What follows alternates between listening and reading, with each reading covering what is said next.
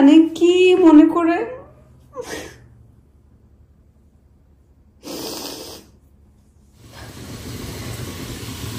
বাবুর্চিদের মতো রোস্ট রান্না করতে গেলে কিন্তু অবশ্যই ডিমের কোরমাটা বলো কষলে হয়ে যাবে। আমি এখানে রান্না বাড়ায় ব্যস্ত, আর এখানে কিন্তু আপনাদের ইব্রাহিম ভাই আর আয়াত মিলে ঈদের ডেকোরেশনে ব্যস্ত।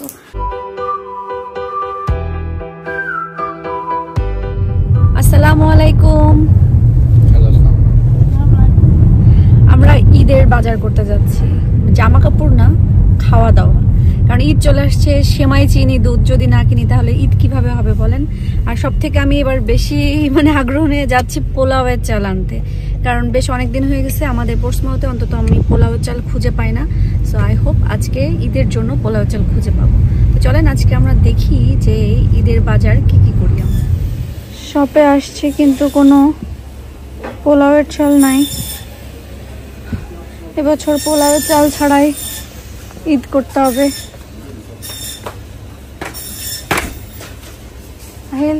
এদিকে পোর্টসমাউথে এখন এমন অবস্থা হয়েছে যে দোকানে কিছু পাওয়া যায় না।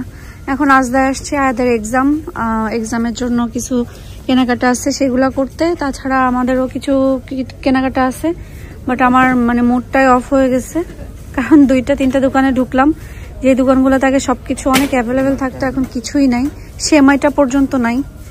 সো হ্যাঁ, আর কি ক্রিম পাইনি, ইয়োগর্টও পাইনি না, শুধু মিল্ক নিছি একটা।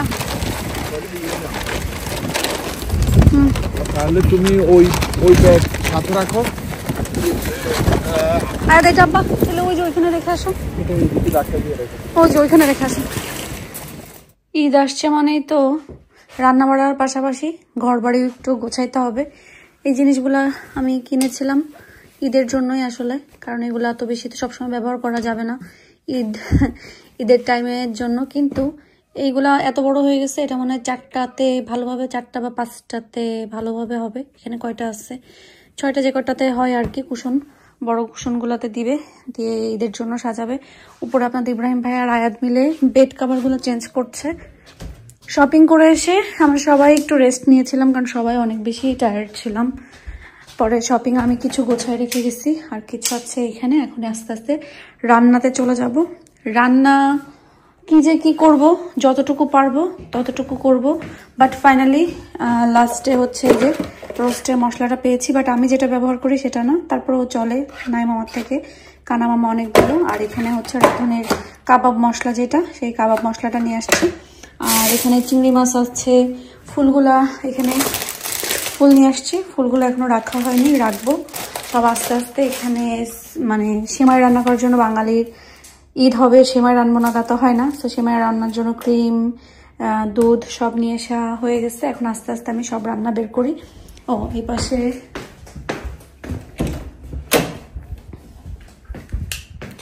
এখানে হচ্ছে মিট আর চিকেন বের করে রাখা হয়ে গেছে, যেটা আমি এখন ধুয়ে কুটে বিসমিল্লাহ বলে বসাই দিব। ডিমের কোরমা করবো ভাবতেছি। সো ডিম সেদ্ধ দিয়ে দিয়েছি, মাংসটা ধুয়ে কুটে এখানে রেখে দিয়েছি। আর এখন হচ্ছে রোস্টের চিকেনটাকে ভালো করে ধুয়ে ফেলছি, এখন জাস্ট একটু কাট করে দিব। আমার হাতটা ভালো থাকলে কখন আমার সবকিছু ঝটপট হয়ে যেত, কারণ আমি ঝটপট কাজ করতে পছন্দ করি। আমার কথা যে কখন তাড়াতাড়ি সব কাজ শেষ করে আমি এখান থেকে বের হবো, রান্নাঘর থেকে, এইটা এই জন্য আমার ঝটপট সবকিছু পছন্দ। তারপর আলহামদুলিল্লাহ, আল্লাহ যেভাবে রাখছে, আরো বেশি কিছু হতে পারতো, বা এবার আমার আরো খারাপ কোনো কিছু হইতে পারতো, সেটা হয় নাই, এটার জন্য আলহামদুলিল্লাহ।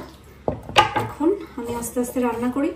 আসলে সারা মাস, একটা মাস হচ্ছে রহমতের মাসে রোজা রেখে না, পরে আর ওই ঈদের দিন ওরকম খাওয়া দাওয়া যায় না।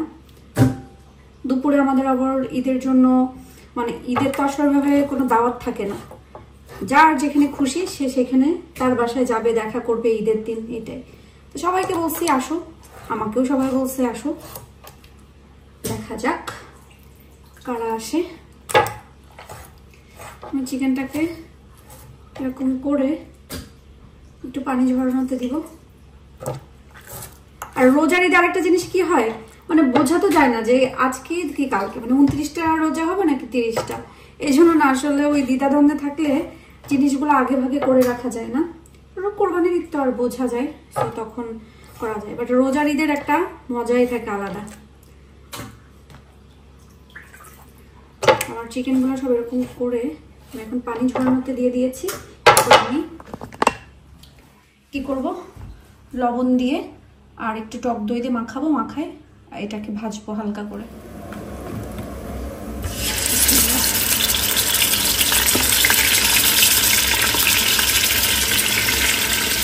আমি এই পাতিলেই হচ্ছে রোস্টটা বসাই দিব।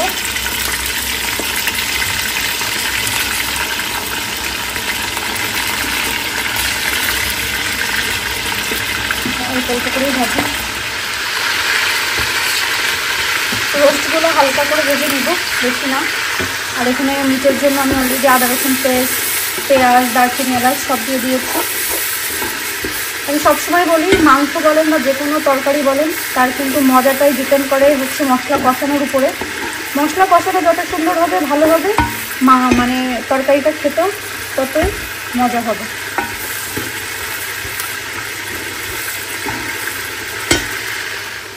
মুরগি ভাজা হয়ে গেছে, এখন এখানে পেঁয়াজ দিয়েছি, পেঁয়াজটা বেরেস্তা হোক, রোস্টটাও হয়ে যাবে। রোস্ট হতে আসলে কিন্তু বেশি সময় লাগে না, মুরগিটা ভাজাতেই যতটুকু সময়। আর এখানে আমি হচ্ছে মাংসের মশলা কষায় ফেলছি।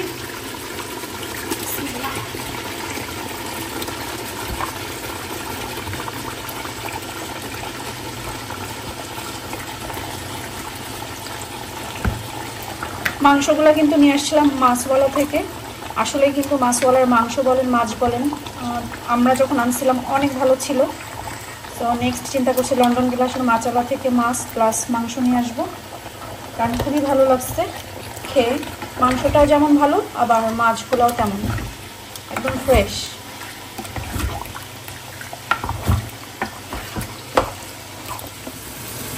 যে এই যে সমস্ত রান্না, এটাতে শুধু হাত নাড়তে হবে নাড়তে হবে নাড়তে হবে। এখানে আমি রোস্টের মশলা কষায় ফেলছি, এখন রোস্টগুলো দিয়ে দিই।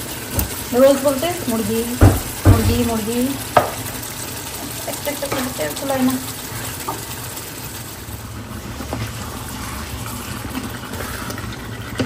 আমার খুব ইচ্ছা করে বাংলাদেশে বাবুর্চিরা রান্না করে না যে রোস্টটা, তাদের রোস্ট করে খেতে কিন্তু অনেক মজা হয়। এটা আমার রোস্টটা খারাপ হয় না, তাই না? রোস্ট মজা হয় না, আমারটা খারাপ হয় না, মানে আমি বাবুর্চি হিসাবে যথেষ্ট ভালো। সেটাই, বাট আমি রোস্ট রান্নাটা কার কাছ থেকে শিখছি বলি, ইজি কুকের আপুর যে রেসিপি চ্যানেলটা আছে না, ইজি কুক রেসিপি, যেটা ওখান থেকে শিখছি। তারপরেও আমি নিজের মতন মানে ওইখান থেকে দেখে এখন নিজের মতন নিজে কিছু জিনিস দেই, অ্যাড করছি, সব কিছু মিলায় আমার রোস্টটা এখন হয়। বাবুর্চিদের মতন রোস্ট রান্না করতে গেলে কিন্তু অবশ্যই এখানে ফ্রেশ মিল্কটা ব্যবহার করতে হবে। আমি যখন মানে রোস্ট রান্না করি, অনেকেই আছেন বলে আল্লাহ তুমি রোস্টের ভিতরে দুধ দাও। আসলে দুধ ছাড়া তো রোস্টটা তো মজা হবে না। শুধু এই দুধ না, গুঁড়া দুধও দেই। এখন এটা যখন বলক উঠে আসবে ভিতরে আমি গুঁড়া দুধও দিয়ে দিব।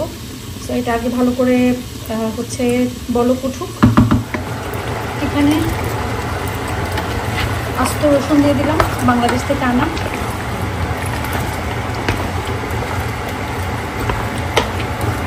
শুধুমাত্র মাংসের সাথে খাওয়ার জন্যই কিন্তু আমি বাংলাদেশ থেকে আস্ত রসুনগুলো নিয়ে আসি।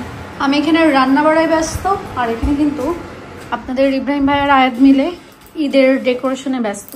তা আমাদের এইখান থেকে ডাইনিং রুম থেকে বাইকটা কালকে সরে যাবে। হ্যাঁ হ্যাঁ, আচ্ছা দেখো তো এটা মিডলে আছে, দূর থেকে দেখতে হবে তোমাকে। না, ওইদিকে বেশি চলে গেছে, আর একটু এদিকে আসবে। এই আস্তে সাবধান, এটা কিন্তু একটু নড়বড়ে। আর তুমি সাইজ দেখো, দূর থেকে দেখো মিডলে আসছে না। ঠিক আছে, ওকে। আইয়া সুইটেবল হেড সাইজ। ডিমের কোরমাটা করবো, তার আগে আমি ডিমগুলোকে হালকা ঘি দিয়ে ভেজে নিচ্ছি।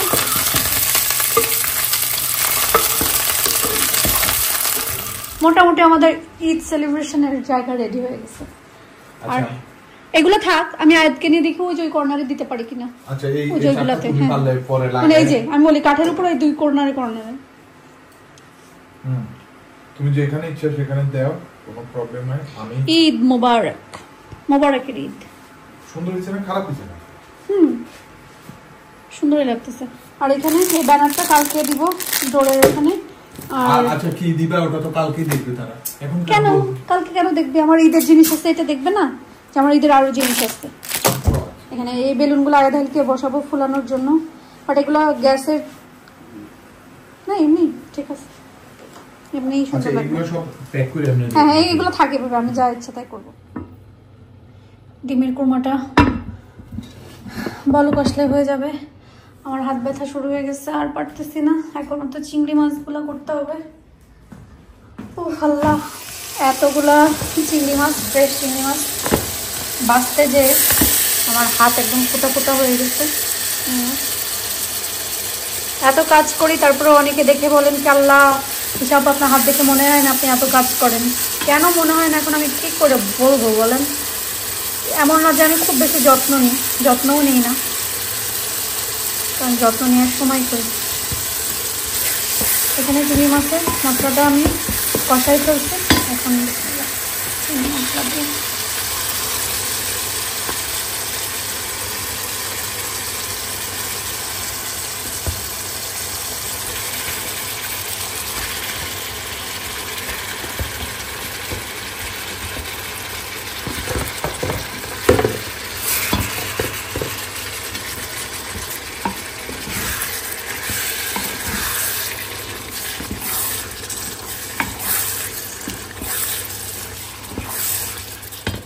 সেমাইটাও এখানে রান্না করে ফেলছি। আর চিংড়ি মাছটা হয়ে আসছে। আর আগ মুহূর্তে আসলে গ্রিন পেপার আর রেড পেপারটা দিয়েছি, সাথে কাঁচামরিচ। আর বেশি জাল দিব না, কারণ সকালে বা দুপুরে খাওয়ার সময় তো জাল দিতে হবে। মানে আমার কি হবে, কি হয়েছে?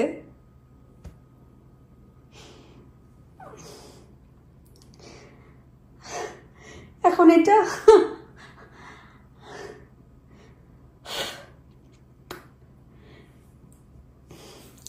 মানে কি মনে করে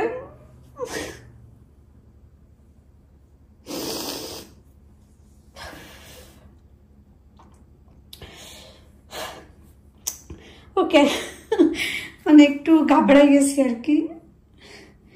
মানে অন্য মানুষ কয়ে কথায় আমি গরম, মানে সিমাইয়ের গরম দুধটা হচ্ছে কাচের বলে দিছি, আর ঠাস করে ফেটে গেছে। এখন পুরা কিচেন জুড়ে এরকম অবস্থা। আমি কাঁদতেছি কেন? ওকে, এই যে কি অবস্থা, এগুলো এখন ক্লিন করি। উফ, কাজ আটাইতেছে না, হাত টাত কেটে একাকার। কোথায় কোথায় পড়ছে এটা ভালো করে ক্লিন করতে হবে। পাটা কেটে গেছে, ওই যে পড়ছে যে এরকম করে সব জায়গায় কেটে কেটে গেছে। এখানে ভালো করে মুছে, কিচেনে এসো না, এখানে ভালো করে মুছে এই যে চামচ টামচে সব ভরছে, এগুলা ক্লিন করি। আর এখনো মানে পুরো স্টিকি হয়ে আছে, এটা ক্লিন করতে হবে। সেমাইটা রান্না শেষ করি, তারপরে পুরোটা ক্লিন করে আয়দা এলে সার শেষ। আবার ওই ফ্রিজে যাইতে হবে। সবসময় আসলে আমি এই ওভেন প্রুফ এগুলাতেই হচ্ছে সেমাইয়ের দুধটা ঢালি। সো ওই মাথায় ওইটা নিয়ে আমি ওইটাতে ঢালছি। ওইটা আম্মা দিচ্ছিল, আম্মা দিয়ে ওইটা ভেঙে গেল, কি আর করা। এখন আমি হচ্ছে লাচ্চা সেমাইগুলো যে ভেজে রাখছিলাম, বিসমিল্লাহ, এর ভিতরে আমি কিশমিশ আর বাদামও দিছি, সুন্দর মতন ছিটাই দিই। আমি কান্না কেন করছি আমি জানি না, এখন হাসি আসতেছে। আমি অনেক কান্না করছি ওটা ভেঙে যাওয়াতে। কেন কাঁদছি আমি জানি না আসলে, এখন হাসি আসতেছে। যাক, এখন আমি এটা পুরো সেমাইটা দিয়ে দেই এর উপরে। আজকে হাতের অবস্থা আমার শেষ হয়ে যাবে। এখানে সেমাই রান্না করা শেষ, আর এখানে হচ্ছে ফিন্ডি রান্না করে ফেলছি। এখন কিচেনটাকে তো নিজে হাতে সব এলোমেলো করছি। এখন এগুলাকে কি করতেছি, এগুলা এত বেশি মানে তেলের গ্রিস হয়ে গেছিল যে এটাকে সুন্দর মতন আমি এতক্ষণ কি করছি, এটাতে গরম পানিতে ভিজিয়ে রাখছিলাম লিকুইড দিয়ে। এখন সুন্দরভাবে মুছে টুছে, কি হলো হাত, এই যে এখানেও কাটছে। আচ্ছা, এটা পরে লাগাই। মানে মনে কথা আমি হাঁপাই গেছি। এগুলোকে সুন্দর করে মুছে একটা জায়গায় রাখি।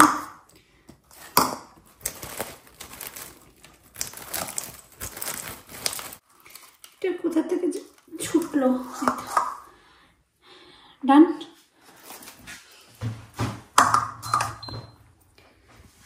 এই সাইডটাও ক্লিন করে ফেলছি, সবগুলা এখানে থাকুক।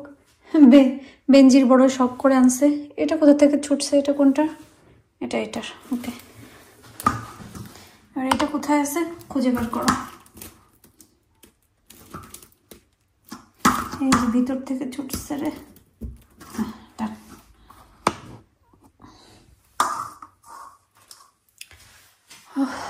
কিচেন গোছাইতে গোছাইতে আজকে আমি বুড়ি হয়ে যাব।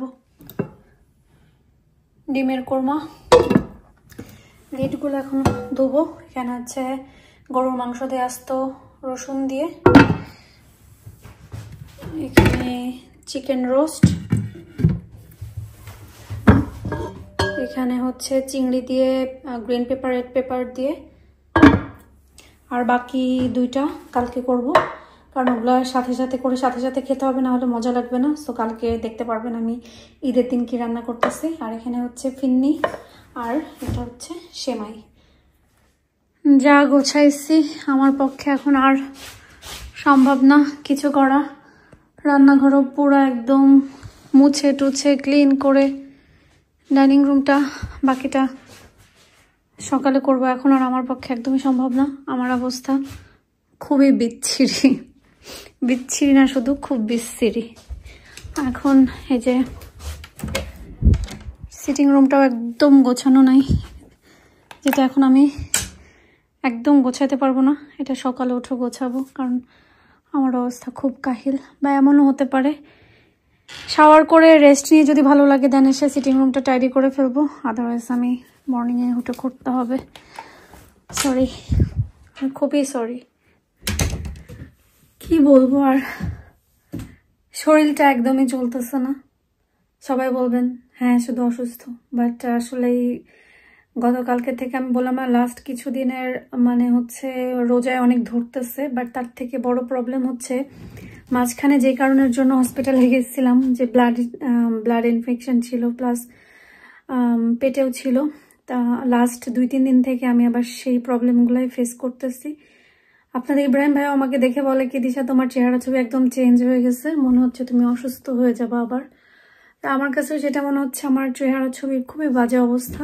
অসুস্থ হওয়ার আগে আমার এরকম হয়, আল্লাহ মাফ করুক আর কি। তো এই জন্য তো কালকে তো আর রবিবার ফোন দিতে পারবো না, সোমবার ডেফিনেটলি ফোন দিতে হবে আবারও ব্লাড টেস্টের জন্য, কারণ হসপিটাল থেকে বলে দিছিল যে আবার যদি সেম এরকম হয় জিপিতে ফোন দেওয়ার জন্য। আর তাছাড়া আমার আজ 2 দিন বললাম না এত বেশি মাথা ব্যথা, না মাইগ্রেনের যে ব্যথাটা, এটা মাইগ্রেন যাদের আছে আপনারা জানেন যে এই ব্যথাটা যে কি ভয়ঙ্কর বলে শেষ করা যাবে না। যাই হোক, নিজের এত কথা না বলি। মানে ঈদের একটা দিন, আমাদের তো আজকে ঈদ, বাংলাদেশে যারা আছেন আপনারা সবাই কালকে ঈদ করবেন। আমি যতটুকু পারছি রান্না বাড়া করে আসছি, নিজের মতো নিজে গোছগাছ করে আসছি। 2 ছেলেকে গোসল করাইছি, খাওয়াইছি দাওয়াইছি, মানে অসুস্থ তাই বলে কিন্তু কোনো কাজের কমতি নেই। আর আমার হাসি চুপটুক কেমন লাগতেছে? ঠিক আছে, আল্লাহ ভরসা। তো এখন আমি হচ্ছে গোসল করব, এরপরে আমি ভিডিও এডিট করব, এরপরে ঘুমায় যাব। ঘুম থেকে উঠে সকালবেলায় ছেলেরা নামাজে যাবে, আল্লাহ যদি আমাকে বাঁচায় রাখে, সুস্থ রাখে। সো এই আর কি। তো সবাইকে ঈদ মুবারক, ঈদের অনেক অনেক অনেক অনেক শুভেচ্ছা। ইনশাল্লাহ আপনারা হচ্ছে দেখবেন আমরা ঈদে কি করি, কেমন ভাবে আমাদের ঈদটা পালন হচ্ছে কালকে ভিডিওতে।